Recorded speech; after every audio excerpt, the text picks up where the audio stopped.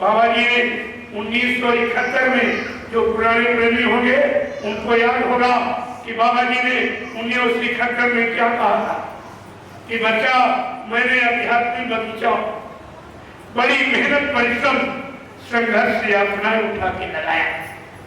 तुम्हारा सबका परम कर्तव्य है कि मेरे आध्यात्मिक बगीचे का एक भी पेड़ न हटने देना न कटने देना। आपने गुरु आदेश माना, एक जीव तुमने खड़ा नहीं किया और करोड़ों जीवों को अपने स्वार्थ लालच में करोड़ों जीवों को गुरु की दया और गुरु के शरण और चरण से अलग कर दिया। ये छोटा मोटा अपराध है। इस अपराध की कितनी बड़ी सजा। मैंने पूरे हिंदुस्तान में खोल के कहा, आप क्या अकेला नहीं कह रहा हूं, पूरे हिंदुस्तान में 28 मई 2012 से मैं लगातार कंटिन्यू इस संदेश को प्रसारित करता गया। और अशोकबाग से आना, हरियाणा में केवल हमने और सार्वजनिक किसी ने प्रचार नहीं किया। आज फसल हमने को ही काटने वाली है,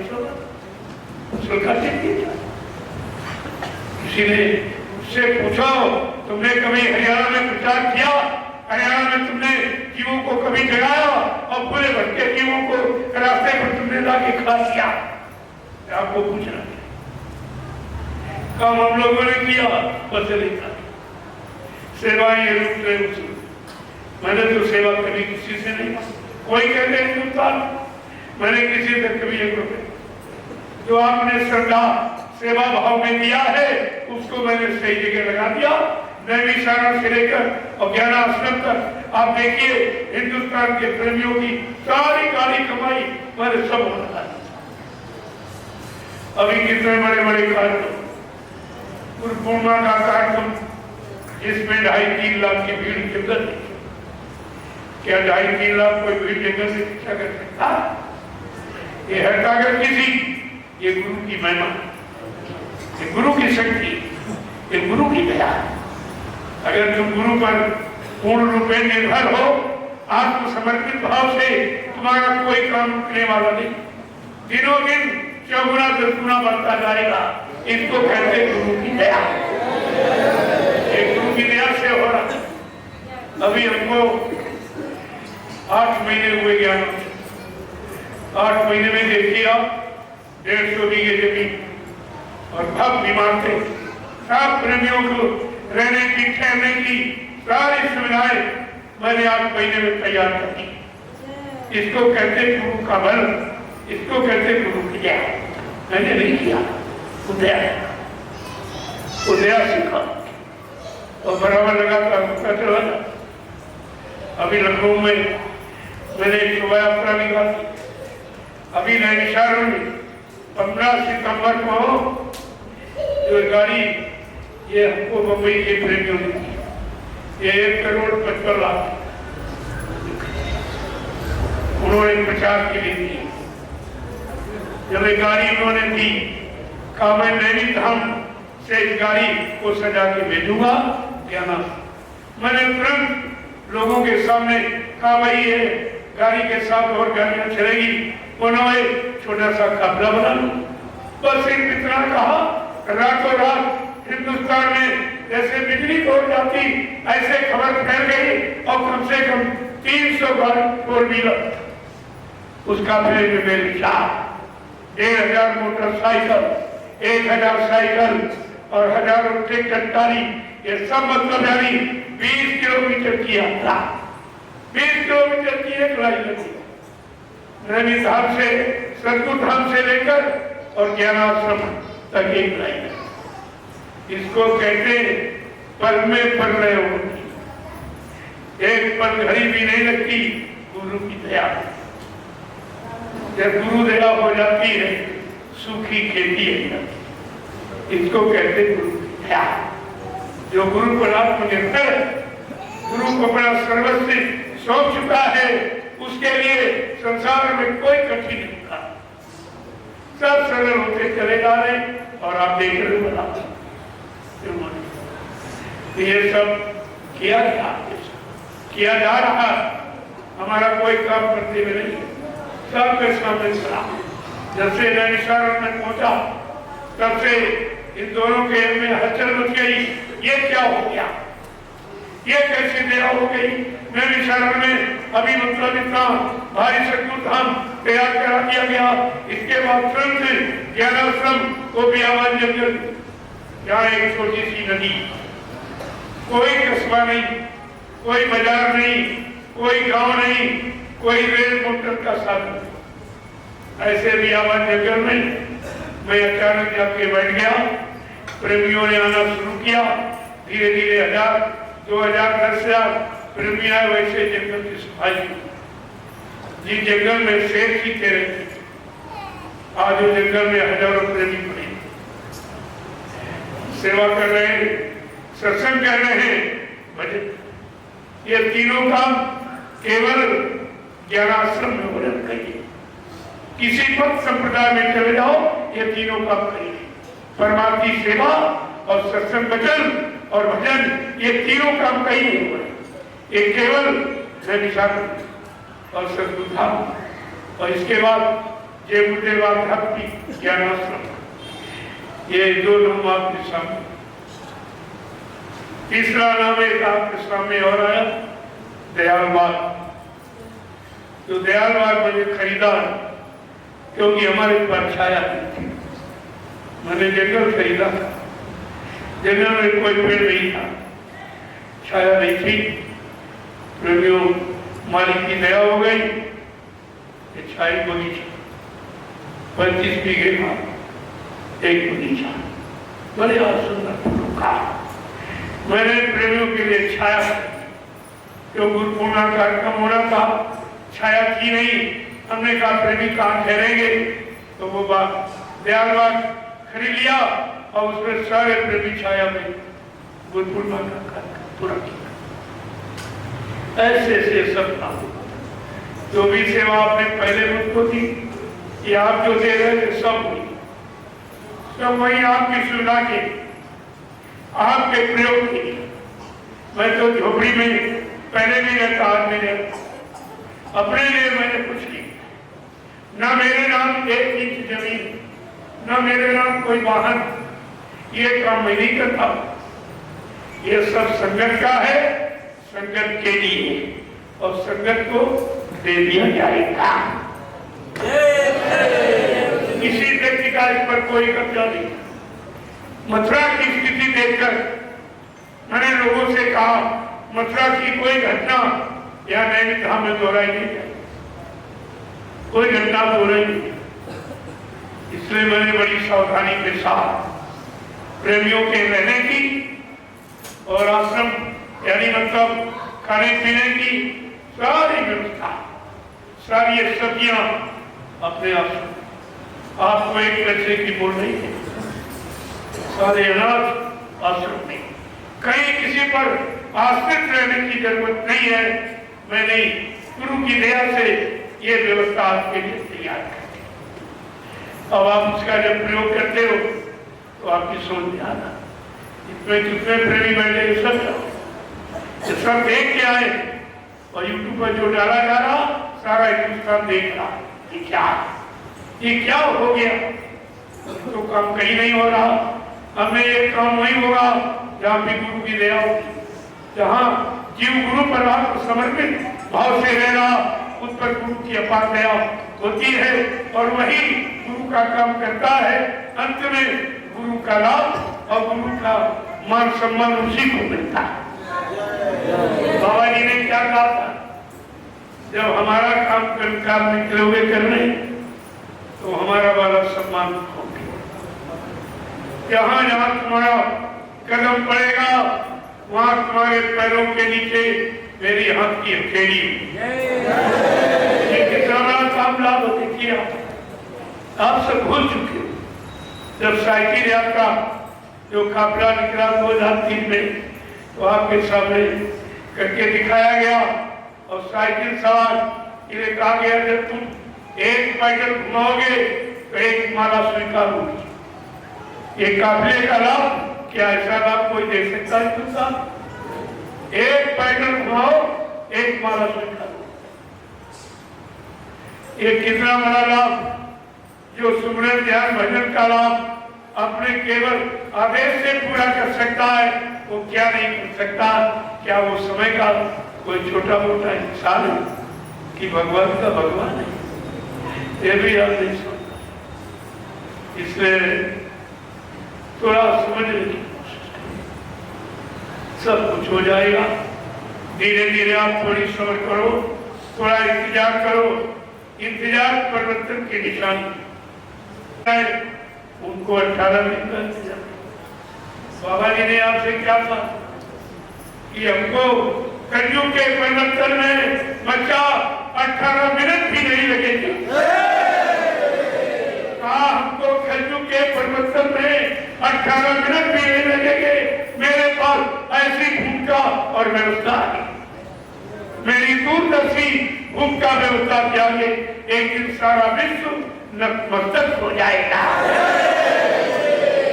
तो अभी आप वो भी भूल गए, दूरदर्शी को बुला दिया, भूमज्योतक को बुला दिया, जय गुरुदेव नाम को बोलो। तुम तो सब भूले ही पड़े, तो तुम्हें मिलेगा। जब तुम भूल जाओगे तो आपको क्या मिलेगा? और तुमने वही किया, सब बोला, तुम्हारी समझ कुछ नहीं। जिसने गुरु का आदेश नहीं माना, तुम उसका आदेश मान के कौन सा लाभ उठाओगे? 10, 11, 12 जून 1983 ये लिखे तारीखें कोई बताएगा नहीं। 10, 11, 12 जून 1983 दिल्ली रोड क्लब बाबा जी सबको ले गए। कहा बच्चा ये पार्लियामेंट, इसमें हिंदुस्तान का कानून रहता, इसके सामने तुम लोग शपथ कसम खा के इफ्तार बोरा फकीरी भेद को धारण करो, और ये जब तक तुम्हारे शरीर से नहीं उतरेगा, जब तक देश में अच्छी व्यवस्था नहीं आ जाएगी। और ये भी कहा कि जो परीक्षा से टांगपुरा उतार के आप पहन ले, उसको सत्संगी मत पाना, वो भविष्य में कोई बहुत बड़ा धोखा दे सकता है। आप इन बच्चों को भूल गया, इतने एक झटके में टांगपुरा उतार उठे, केवल झूठे मन सम्मान की दाढ़ी बना ली, गुरु का कपड़ा पहन के गुरु बन गया। प्रेमियों, क्या कपड़ा पहन के दाढ़ी बना के कोई गुरु बन सकता? ये गुरु कहीं बना जाता कि गुरु बनाया? यहाँ बनने वाले नहीं कर सकते। देखिए पहले कितनी बदमत बाबा जी ने जय गुरुदेव नाम जगाया, जिसने जगाया उसने परमात्मा प्रभु का बताया, और इसने जय गुरुदेव नाम के आगे प्रभु परमात्मा हटा। अब इसे पूछो कि जय गुरुदेव नाम किसका है? ये तेरा है, किसी शैतान का या इंसान का है? या ये तो बता, जय गुरुदेव नाम तुमने तो जगाया नहीं, तो तुझको हटाने और करने का ये तुझको अधिकार पास है। ऐसे नाटक बहुत करना, कभी गुलाबी बगड़ी का, कभी जय गुरुदेव नाम के आगे प्रभु नाम हटा देगा, कभी कहेगा तो झंडा लगाओ, कभी बीच, ये सब। और ये भी एक भूल गए, जय गुरुदेव नाम बाबा जी ने जगाया, जब उनके जगाए नाम से ये आज उसी से काम नहीं है। अगर जय गुरुदेव नाम लेना बंद कर दे तो धरती पर जिंदा नहीं रहेगा। ये जय गुरुदेव नाम ही इसको रखी, तभी तो इसको बुलाता नहीं। तो जय गुरुदेव नाम जिसने जगाया, उस नाम से इतना बड़ा लाभ सबको मिला, और जो सुधा जिसने नाम जगाया, अगर उसकी शरण में हो जाओ तो कितना लाभ आपको? ये भूल गए। जिसके जगाए नाम तो सब, चाहे मुद्रा वाला ड्राइवर हो, चाहे वो उज्जैन वाला, जय गुरुदेव नाम सब पकड़े बैठे। जब तुमको कहना चाहिए, जब इंसान मर जाता है तो उसके नाम को लोग बुला दे, तो उनका नाम क्यों? एक तरफ कहते हो बाबा जी मर गए, और एक तरफ उनका नाम पकड़े, और उसी नाम से मान सम्मान सामान और सेवा सब उठ रहा। और ये नहीं समझ पा रहा, जिसके जगह नाम से इतना बड़ा लाभ, तो वो सुधा हमें कितना लाभ देगा अगर उनको हम याद करें, उनकी शरण में बने नहीं। लेकिन ये सब किसी की समझ में कुछ नहीं आया। मैं एक बात आपसे पूछना चाहता हूँ, आप लोग परिवार बाल बच्चेदार सत्य बोलना। आपने नामदान गुरु महाराज से लिया या किसी चेले से लिया? आपने नामदान गुरु महाराज से लिया या किसी चेले से लिया? आपका हाथ गुरु महाराज ने पकड़ा या किसी चेले ने पकड़ा? आपकी जीवात्मा को जगाने का, परमात्मा से मिलाने का ये वादा गुरु महाराज का है या किसी चेले का? अभी क्या कहा रहे, क्या कहा रहे, ये देखो तुम क्या कहा रहे। ये भी बोले ऐसा कि नामदान किसने दिया, वादा किसने किया, और जाओ काम नहीं। इतनी बात भी तुम बोल गए, तुम्हारी समझ में जिसने गुरु का दिया वस्त्र फेंक दिया, गुरु के आदेश को नहीं माना, प्रेमियों उसका आदेश मानकर तुम कौन सा लाभ उठा? उनको कहना चाहिए बाबा जी ने तुझे क्या बोरा पहनने का आदेश गिरी वस्त्र पर दिया था, और तूने उनका आदेश नहीं माना और उनका वस्त्र के फेंक दिया, मैं तेरा आदेश कैसे मानूं? तो तूने गुरु आदेश नहीं माना तो तेरे आदेश को मानकर हमें कौन सा लाभ मिलेगा? ये बात हमको सोचनी चाहिए, लेकिन तुम्हारी समझ कुछ नहीं है, कुछ और सब बोल बोलिए चलेगी। देखते जाइए, बहुत थोड़ा समय चल जाओ, जाग जाओ, होश में आ जाओ, अच्छी बात है। लेकिन कुदरत तुम्हारे पीछे करी, तुम्हारे कारनामों की सजा देनी थी। कुदरत है तैयार खड़ी, आगे मुसीबत पड़ी। शाकाहारी बन जाओगे, बीमारियों से बच जाओगे। ये कितना बड़ा ऐलान है सारे हिंदुस्तान को बचाने का, लेकिन सबकी जब बुद्धि विनाशकारी विपरीत बुद्धि जब विनाश हो रहा है तो इनकी बुद्धि विपरीत दिशा में काम करेगी। आप कितना समझे? रावण को उसके भाई विभीषण ने, उनके परिवार के बूढ़े बुजुर्गों ने सबने समझाने का बहुत प्रयास, लेकिन जिसका विनाश होने को होता उसकी बुद्धि कभी अच्छे से अच्छे काम को नहीं मानने को तैयार नहीं होती, और नहीं माना तो विनाश। ये है विनाश की स्थिति।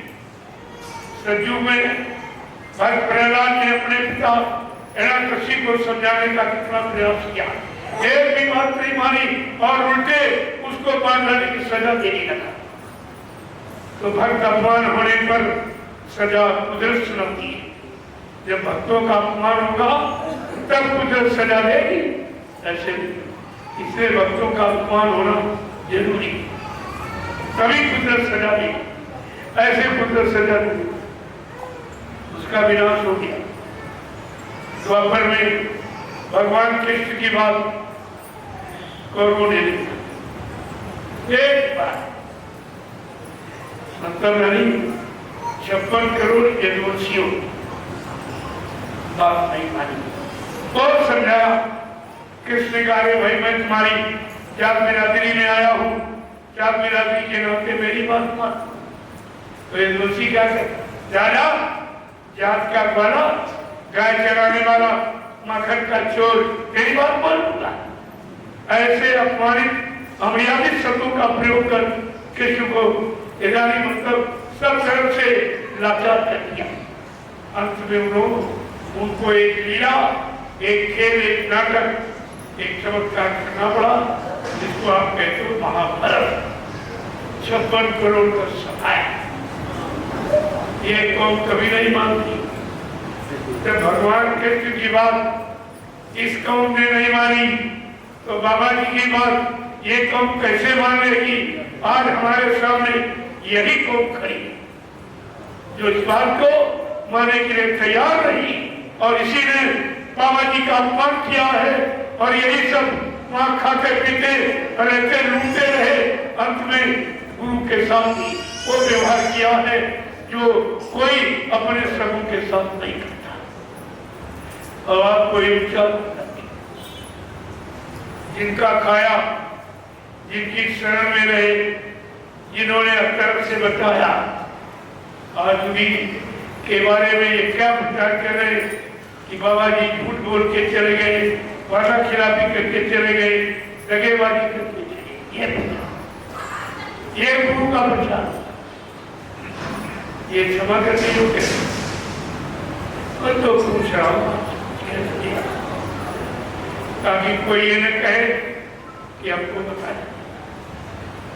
इसलिए आपको मैं आपको यही चर्चा कर रहा हूं, कल से केवल अध्यात्म की चर्चा, वो भी आपने कहीं सुना नहीं, वो सत्संग आपने सुना नहीं होगा। तो प्रेमियों, जब ये इन युगों का इतिहास है, किसी ने सच्ची अच्छी बात नहीं मानी, जिसके लिए विनाश हो गया। आज कलयुग के बारे में संत गोस्वामी जी महाराज ने रामचरित मानस के उत्तर पाठ में क्या कहा कि साधु क्या इनका फल और चले नगरी अनाथ कर देता कि कलयुग में साधु संत महात्माओं की आज्ञा का उल्लंघन, जो परिवार समेत राष्ट्र मुल्क क्या क्या करेगी वो जल करके राख। ये किसी ने नहीं पढ़ा, ये तो तुम्हारे घर में लिखा पड़े, तुम्हारे कलयुग के परिणाम देखे लिखा पड़े तुम्हारे घर में। अगर इसी को आप मान लेते, आज से नहीं 550 वर्ष पहले से लिखी, तो सारे हिंदुस्तान में, सारे समाज परिवारों में जिसको लोग पढ़ रहे मानते, लेकिन समझ रामचरित मानस क्या कह रही, और रात पर चिल्लाते, लाउड स्पीकर बताए, और चिल्लाते क्या है, प्रभु की कृपा भयो सब काजू और जन्म हमार सफल हुए। जब प्रभु की कृपा हो, जब प्रभु नाम लेकर आएगा, कोई महापुरुष भूमंडल फैलाएगा और प्रभु नाम से लोगों की बातों को जगाएगा, जोड़ेगा, तब ये जीवन में प्रभु धाम पहुंचे, तब इनका जीवन, मानव जीवन सफल हो। इतना साफ साफ लिखा, जीवात्मा ने भी माँ के पेट में, उसने भी यही वादा किया। क्या लिखा गोस्वामी महाराज, सब पढ़ लीजिए, मैं सब एक प्रमाणित बात करूंगा। जीवात्मा भी कहती है कि अब प्रभु कृपा करो यही भांति, और सब ताजी भजने इकर बुद्धि न राती। ये वादा हमने आपने सब, सारी जीवात्माओं का यही वादा, हे प्रभु अब हमको इस गर्भ के नरक कुंड से बाहर। बड़ी स्थिति खराब, मुंह नीचे पैर ऊपर होता, माँ का मजबूत बच्चे के मुंह पर से स्वयं से टूट जाए। कितनी दुर्गंध बदबू, कितनी कठिन यातना, ये गर्भ की सजा है। कहा उसी यानी गर्भ में ये बार बार वादा करती कि अब प्रभु कृपा करो ये भांति सब तक भजन कर देता। तो आपको भजन का वादा कर दिया और यह पूजा में फंस गए। ये तो लिखा नहीं रात तो कैसे अब प्रभु कृपा करो ये भांति और सब तक भजन करो देता। सब छोड़ छाड़ दिन रात तुम्हारा भजन करूंगी और तुमने अभी शुरुआत नहीं की। जो वादा आपने प्रभु से किया, ये प्रभु का, भगवान का वादा इंसान का नहीं, तुम उसको भी बोल के संत महापुरुष उसी तुम्हारे भूले बिछड़े वादे की याद दिलाते, वो तुम्हारे भूले बिछड़े वादे की याद दिलाते, ना वो नई बनाते न पुरानी बिगाड़ते। जो बीच में कोई त्रुटि, कोई कमी गलती, कोई फर्क हो गई, उसी को ठीक है। ये संत महापुरुष इधर से कहो, मैं उधर से आपको प्रमाण दे। एक ही प्रमाण कलयुग में भजन, कलयुग में पूजा का विधान नहीं। गोस्वामी महाराज ने क्या कहा कि यही कलिकाले न साधन पूजा अपन क्रम बचने गुरु पद पूजा। मनसा वाचा कर्मणा, गुरु के वचनों मानना। उनके आदेश हुकुम का पालन करना ये पूजा। पूजा का सच्चा क्या पुण्य माने सेवा और दया के भाव पैदा हो जाए, वहीं से तुम्हारी पूजा प्रारंभ हो जाए। पूजा माने छापा के लड़के ने चंदन मतलब अक्षर पत्थर नहीं, ये तो जड़ पूजा है और तुम्हें चेतन पूजा, यही तो अंतर है। तीन युगों में जड़ पूजा में फंसा गया, इतने फटके बेचारे निकल नहीं पा रहे और चेतन पूजा कर। जब आप फंस गए हो, संत महापुरुष बताते हैं तुम्हारी समझ में जनता की ममता नहीं आई, अंत में कुदरत ने फैसला ले लिया। क्या ले लिया? आपके जितने धर्म स्थल, मंदिर मस्जिद गीता के गुरुद्वारे सब में पानी लगा। ये कभी हुआ है? किसी के ध्यान में ये है कि पूजा स्थलों में ताले लगा, ये क्या? ये कलयुग का काम, ये कलयुग भगवान ये ताले लगा दिए। ताला कब लगाया जाता? जब घर के सब लोग बाहर चले जाते तो ताला लगा। ये सिद्ध कर दिया ना इसमें देवी न देवता न भगवान न खुदा न लाल न सदगुरु न कभी था न है न कभी आएगा। ये तो उनकी यादगार स्थल है, यहाँ बैठ के उनको याद किया जाए। ये यादगार स्थल, तुम यादगार स्थल को भूल गए और पूजा के स्थलों में फंस गए। और पूजा से आपको मिला, सच बताना, आप इतने दिन से पूजा करें, कोई देवी जी मिली, कोई देवी आपको, कोई देवता मिला, कोई भगवान खुदागार मिला, फिर तुम करते क्या? अरे हर काम लाभ पाने के लिए करते तो क्या नहीं पाएंगे। अगर खेती करते हो, अनाज न पैदा हो, खेती करो क्या? व्यापार करते हो, मुनाफा न हो तो व्यापार करेंगे आप?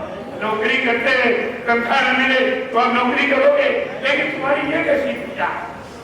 जिनकी पूजा की, जिनका नाम उच्चारण किया, ना वो कभी मिले, ना कुछ बोले न चाले, न कुछ लिया और फिर भी छोड़ नहीं पाए। इसको कहते जनता की ममता। जनता की ममता में हम फंसे और कुदरत ने फैसला ले लिया, लेकिन कुछ नहीं। ये सब कहते थे जिन्होंने ताले लगवाए या ताले लगाए तो उनका सर्वनाश हो जाएगा। मैंने कहा उनको तो जुकाम कर ली। जिन्होंने ताले लगवाए, क्यों? वहां कोई सजा देने वाला नहीं, वो पत्थर कागज की में सजा दे, तुम्हें आशीर्वाद देगी या कभी दिया? इतना तुमने श्रम, समय, पूंजी आपने खर्च की, लेकिन किसी ने कुछ दिया तो और फिर भी टूटे पड़े, मिला भी नहीं कुछ, फिर भी टूटे पड़े। इतनी जनता की ममता में सत्या, ये जगीव है, निकलना बड़ा मुश्किल है। ये तो संतों की महिमा है। लाख दया कोमल की संता, तब संतों के हृदय में दया उठी, उन्होंने अपना सतलोक मंडल छोड़कर इस मृतलोक मंडल में हम सब जीवात्माओं के काल के कर्मों के जाल में फंसा देकर इनको निकालने के लिए और घर पहुंचाने के लिए आ गए। ये काम और समझ में आपको कुछ नहीं आया। अभी तो मैं इशारे कर रहा हूं, क्योंकि कहा जाएगा तो तुम्हारे पास सुनने का समय नहीं होगा। इतना दुख दर्द है, इतनी जनता की ममता में फंस गया जीव, निकलना बहुत। जड़ चेतन जड़ से पड़ गई, यद्यप प्रखा छूटन कुछ नहीं। कहा जड़ चेतन की गांठ लगा दी, यद्यप झूठ है लेकिन क्यों छोड़, उसी झूठ को पकड़े बैठे और एक देख रहे हो, उसको देवी कहते। अरे देवी देने वाला थी, जो तुमको दे वो देवी और जो तुमको दे वो देवता, और तुमसे लेते कि देते। मंदिर तुमने बनाया, मूर्ति तुम खरीद के ले आए, अगरबत्ती खरीद के तुम लगाते, पहले बताते तुम चढ़ाते, तो बताओ ये तुमको दे रहा है, ये देवता है कि लेवता है? ये दे रहा कि ले रहा? और अभी तो नहीं समझ पाए।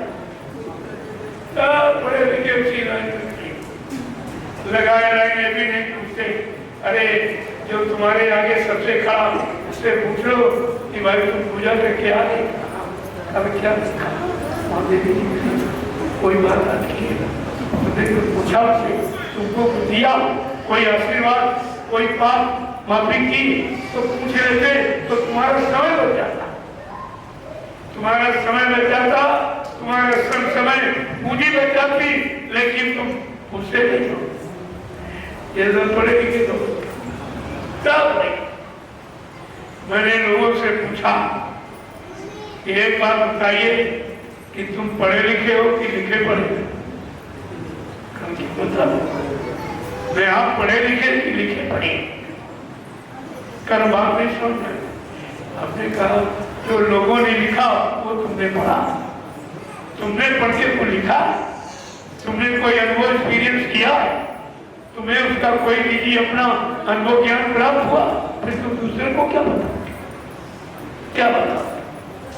ये सुनाने वाला, बचने वाला, पढ़ने वाला, गाने बजाने वाला ये दे नहीं सकता, केवल सुना सकता। अगर देने वाला मिल जाए तो यही हमारा सेक्रेटरी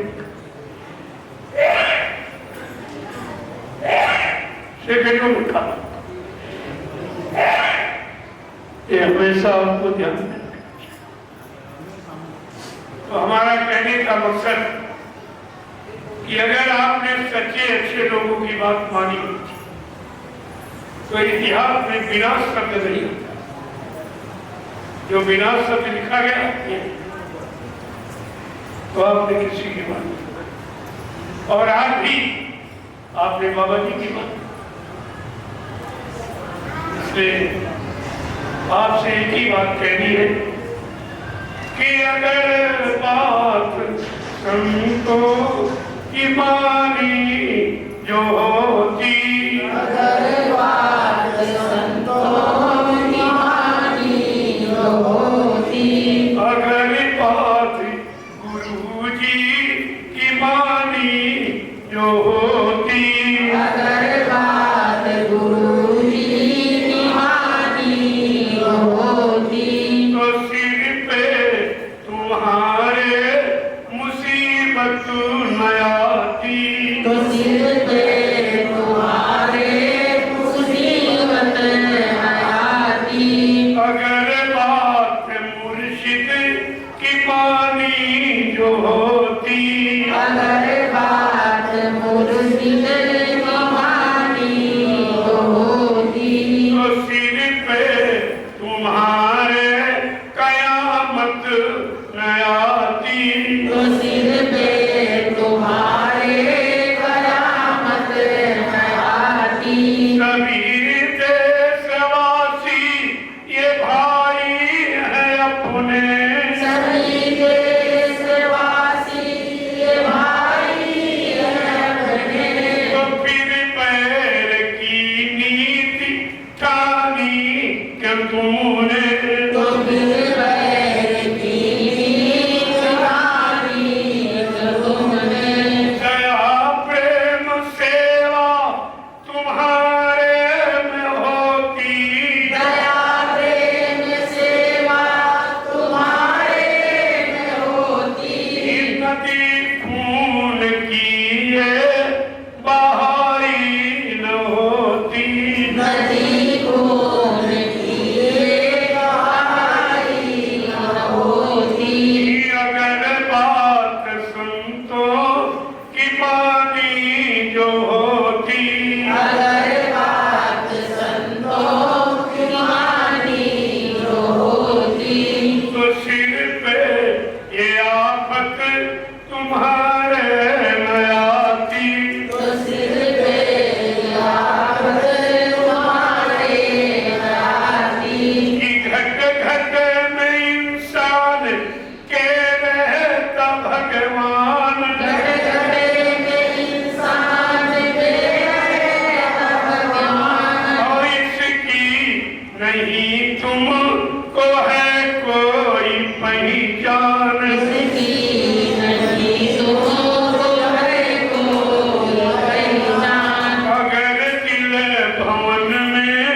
सफाई जो होती, अगर दिले भवन में सफाई न होती, तो मंदिर ये मस्जिद बनाई न होती, तो मंदिर ये मस्जिद बनाई न होती, अगर बात गुरु जी की मानी जो होती, अगर बात गुरु जी की मानी जो होती, तो सर पे ये आफत तुम्हारे न आती, तो सर पे ये आफत तुम्हारे न आती, सभी धर्म ग्रंथों का है ये कि कहना, सभी धर्म ग्रंथों का है कहना, बनो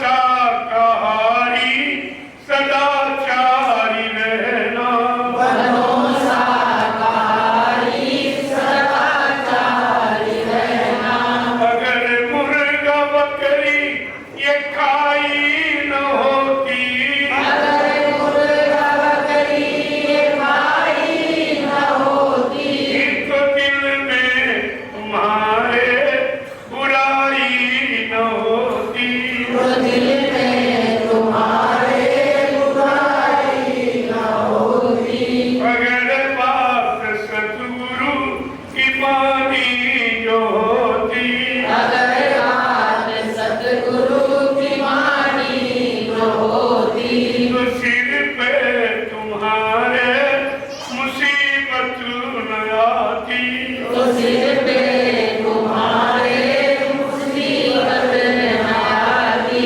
प्रेम से बोलो जय गुरुदेव नाम किसका, प्रभु का प्यारा नाम।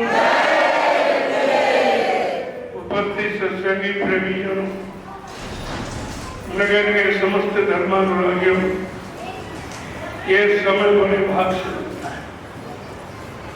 जो आप सत्संग में आए हो तो आपका पुण्य कर्म तुमको घसीट के ले आया, आप नहीं आए, आपका पुण्य कर्म, इसलिए पुण्य कर्म आपको सिखाए जाते हैं कि जब शरीर इंद्रियों से पुण्य कर्म अच्छे काम नहीं काम करोगे तो तुम्हारा मन शुद्ध होगा, तुम्हारा तन शुद्ध होगा, तुम्हारी इंद्रियां शुद्ध होगी, तुम्हारा खान पान शुद्ध होगा, तुम्हारी संग सोबत और तुम्हारे कर्म शुद्ध।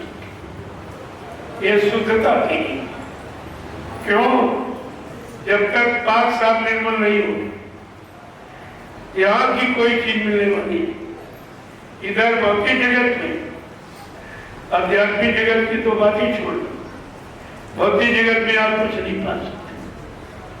भगवान राम ने खुद कहा है रामचरित मानस में, वो स्वामी जी महाराज ने उसको प्रकाशित किया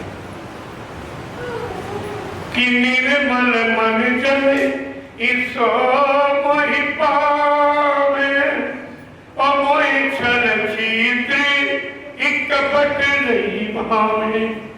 कितना अच्छा क्या कह रहे हैं? मुझको कौन पाता है? हिंदू मुसलमान कहते नहीं, ब्राह्मण क्षत्रिय कहते नहीं, मंदिर बनाने वाला मस्जिद बनाने कहते नहीं, गंगा नहाने वाला, तीर्थ पर हमन जब तीर्थ करने वाला कहते नहीं। निर्मल मन जब सो मोह पावे और मोह छल कपट नहीं पावे। जिसका मन निर्मल पाक का हो वो मुझको पता है। प्रेमी आप तो सबके मंदिर, सबके मंदिर, तो बताइए तुमको ये काल भगवान नहीं है? दयाल भगवान की तो बात ही छोड़ दो, ये काल भगवान मिले का रास्ता बताया कि भगवान राम कह रहे कि निर्मल मन जब सो वही पाओ। आपको कुछ नहीं करना, कहीं नहीं जाना, ये मनुष्य मंदिर है, इसमें मन और इसी में चेतन जीवात्मा परमात्मा सच्ची मूर्ति इसी में बैठे। वो तो ईट पत्थर का आपने, कोई ईट पत्थर वाला मंदिर इंसान का बनाया, ये मनुष्य मंदिर भगवान का बना। तो ये बताओ भगवान तुम्हारे बारे में रहेगा कि अपने बारे में? तुम्हारे बारे में कभी आया, किसी को मिला? ये तो प्रमाण तुम्हारे सामने। इतने दिन से मंदिरों में भीड़ लगा रहे, चक्कर मारो, मत्था देख रहे, कोई मिला? किसी ने कुछ कहा? आपने कुछ दिया उसको या उसने आपको कुछ दिया? कोई आशीर्वाद, कोई श्राप? परित्याग कर देगा उसके हृदय में मेरा वास। और तुम्हारे यहाँ सबसे कठिन जात है तुम्हारा। अभी जात पात से तुम अलग नहीं हो पाए, जबकि बराबर आपको सिखाया जगाया जा रहा। जात पात पूछे नहीं कोई, हरिका भजन स्वरिका। जाति पूछो साधु की, पूछ लीजिए ज्ञान, मोल करो तलवार का, पड़ी रहती ज्ञान। साधु महात्मा की कोई जाति नहीं, गुरु शिष्य की कोई जाति नहीं, भगवान भक्त की कोई जाति नहीं। और तुम भी जात पात से अलग नहीं। कैसे पाओगे, कैसे उसको अपने अंदर बुलाओगे, बैठा लोगे? ये तो काम आपका कभी कोई नहीं पाए। कभी आप इसी काम को नहीं कर पाए, इसी गंदगी से अलग नहीं हो पाए। गंदगी में कोई बंदगी स्वीकार नहीं होती और गंदगी में जिंदगी खराब हो जाती। ये तीनों चीज, गंदगी में बंदगी नहीं और गंदगी में जिंदगी में सुना। कितना भाई आप नुकसान कर। आज संतों ने आप पर दिया। मैं जानता हूँ महात्मा धर्मात्मा नहीं बन सकते, सच्चे ईमानदार त्यागी तपस्वी चरित्रवान नहीं बन सकते, तो कम से कम शाकाहारी हो। इसमें कौन सी आप? शाकाहारी बनने में कोई खर्चा नहीं, बल्कि इस अशुद्ध खान पान जो महंगा है, इसमें आपका धन खराब हो रहा। अगर संतों की बात मान लो तो ये धन आपका बचाए तो बाल बच्चों की पढ़ाई लिखाई के काम आवे, शादी ब्याह में काम आवे, घर मकान बनाने में काम। महात्मा हर तरफ से तुम्हारी मदद करना चाहिए, लेकिन दुनिया ऐसी बावरी, कोई ग्राहक न होती। इस सस्ते सौदे को कोई नहीं पाता। ऐसा समाज बनके तैयार हो गया है। समाज को कहना नहीं चाहिए, समाज की परिभाषा जो सब तरफ से साफ सुथरी मजी, जो सब तरफ से मजी साफ सुथरी, उसको समाज जिसमें पारस्परिक सामंजस्य, प्रेम प्यार मोहब्बत सेवा त्याग सदाचार, परमात्मा की यादगार, माँ बहन बेटी बहू की परख पहचान, प्रेमियों उसको शुद्ध समाज के। आप तो समाज में संगत कुछ परेशानी का कारण कि हम संत महापुरुषों के बच्चों को नहीं पाए, अपने जीवन में उनको नहीं उतार पाए, अपने मजबूती चित्त में उनको जगह नहीं दे पाए। बिगाड़ का, परेशानी मुसीबत का एक ही कि हम आप शाकाहारी नहीं बन। जब वो कितना सरल और कितना बड़ा लाभ, कहा तुम अगर शाकाहारी बन जाओ, मैं तुम्हारी तरफ से मालिक से प्रार्थना करूं। ये कलयुग का जीव है, बहुत कमजोर गंदा रहा, कम से कम संत महापुरुष एक वचन को इसने मान लिया, एक शाकाहारी बन गया, लिया गया इसको माफ। इस एक वचन के पालन से आपके कितने गुना माफ किए जाए ये तो आपको मालूम ही नहीं होती, क्योंकि तुम्हारे पास संतों के बच्चे, ये गाना बजाना, ये भाषण भी प्रचलित, ये सत्संग नहीं, लिखा सत्संग, सत्य का संग साथ अपने जीवन में उतारो, कार्य में परिणत करो, दैनिक जीवन में इनका नित्य प्रयोग करो, उसको कहते हैं सत्संग। और आप सब भूल गए, आपकी समझ में कुछ धीरे धीरे धीरे आप परेशानी की कगार पर आगे चारों तरफ हंगामा मचा, कई सुख शांति दिखाई, कई जिन नजर नहीं आ रही। महापुरुष पूछ रहे हैं, तुम रात की मेहनत परिश्रम करते हो, खेती करते हो, दुकान दफ्तर बिजली व्यापार मजदूरी करते हो, किसके लिए? सुख शांति पाने की। क्या आपको सुख शांति मिली है? सब अशांत है, सब भ्रांति में, अशांति में, क्रांति में फंसे पड़े, शांति को कहीं नजर आ नहीं गई। महापुरुषों ने जीवों से पूछा है और पूछ के कह रहे हैं, कहीं शांति ढूंढे नहीं मिल रही है, कहीं शांति ढूंढे नहीं मिल रही है। अब इसकी नदी हर तरफ बह रही है, अब इसकी नदी हर तरफ बह रही है। न राजा को शांति, न रैयत को शांति, न राजा को शांति, न रैयत को शांति। ये शासन व्यवस्था कहाँ जा रही है, ये शासन व्यवस्था कहाँ जा रही है। कहीं शांति ढूंढे नहीं मिल रही है, कहीं शांति ढूंढे नहीं मिल रही है। अब इसकी नदी हर तरफ बह रही है, अब इसकी नदी हर तरफ बह रही है। चाहे राज का काम या धर्म का हो, चाहे राज का काम या धर्म का हो, सबों में तो भूस्वार्थ की आ रही है, सबों में तो भूस्वार्थ की आ रही है। कहीं शांति ढूंढे नहीं मिल रही है, कहीं शांति ढूंढे नहीं मिल रही है। अब इसकी नदी हर तरफ बह रही है, अब इसकी नदी हर तरफ बह रही है।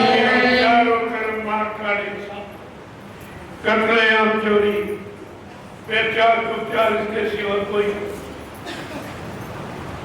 क्या इसे धार्मिक भूमि कहा जाएगा? क्या इसे धार्मिक देश माना जाएगा? क्या राम की धर्मभूमि, कृष्ण की कर्मभूमि, संतों की योग भूमि मानी जाएगी? आप सबको इस पर विचार करना है।